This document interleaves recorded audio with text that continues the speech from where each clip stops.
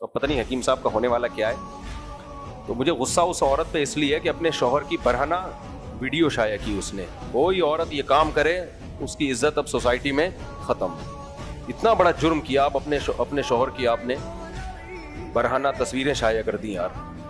تو یہ تو اس سے بڑا تو جرم کوئی ہو نہیں سکتا. تو اس لیے مجھے اس سے ذرا بھی ہمدردی نہیں ہے. تو حکیم صاحب سے ہمدردی ہے کہ اب دوبارہ نہ بیوہ ہو جائے وہ. تو وہ کوئی ویڈیو اس کی آئی ہوئی تھی, کسی نے لکھا کہ کاش فیس بک پہ تھوکنے کا آپشن ہوتا. اتنی ٹیکنالوجی نے ترقی کی ہے مگر یوٹیوب اور فیس بک پر تھوکنے کا آپشن لائک اور ڈس لائک کرنے کا ہے, تھوکنے کا بھی آپشن ہوتا. خیر, تو ایک تو یہ آیت کا غلط مطلب. دوسرا ایک اور آیت جو آج کل ایک نئی فرقی آئی ہوئی ہے اس نے پڑھنا شروع کر دی, اور یہ بھی لوگ بہت سارے پڑھ رہے ہیں.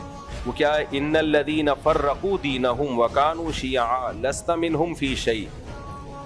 جنہوں نے اپنے دین کے ٹکڑے کر دیے اور ٹکڑوں میں تقسیم ہو گئے, اے نبی آپ کا ان سے کوئی تعلق نہیں ہے.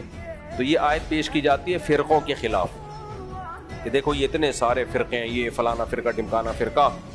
اس آیت کا مطلب کیا ہے؟ جو دین برحق سے ٹوٹ کے الگ ہو گئے, دین برحق سے ٹوٹ کے الگ ہو گئے, جو دین برحق پر قائم ہیں وہ تو فرقوں میں شامل ہی نہیں ہے, جو دین برحق سے ٹوٹ کے الگ ہو گئے. تو یہ آیت آپ جب پڑھیں جب آپ اپنے بارے میں ثابت کریں کہ ہم دین برحق سے ٹوٹ کے الگ نہیں ہوئے, ہم اسی دین برحق اور اسی کو فالو کرنے والے مسلمانوں کی جماعت میں سے ہیں. تو یہ بھی آپ کے خلاف آیت جا رہی ہے کہ جو جمہور امت سے ہٹیں گے, نیا فرقہ بنائیں گے, اس پہ یہ آیت منطبق ہوتی ہے. اور جو جمہور امت سے جڑے ہوئے ہیں بے شک کسی بھی نام سے ہوں, وہ فرقوں میں داخل نہیں ہے, کیونکہ جمہور امت میں فروعی اختلافات ہمیشہ سے رہے ہیں. ان فروعی اختلافات کی بیس پہ کوئی حنفی ہے کوئی شافعی ہے, تو یہ فرقوں میں شامل نہیں ہے, کیونکہ بیس سب کی ایک ہی ہے, قرآن اور سنت. اس کو سمجھنے میں اگر اختلاف ہوا ہے تو ہوتا رہے. وہ تو صحابہ میں بھی اختلاف تھا, وہ تو تابعین میں بھی اختلاف تھا, وہ تو تبع تابعین میں بھی اختلاف تھا. پھر تو پوری امت ہی جہنم میں جائے گی, بچے گا کون؟ یہ 4-6 آدمی رہ جائیں گے جو میں اکثر بیان کرتے رہتا ہوں. 4-6 آدمی رہ جائیں گے, سارے ہی برباد ہو جائیں گے. پھر تو امت بہت بڑی تعداد میں جنت میں جائے گی, ہمیں حدیث سے پتہ چلتا ہے.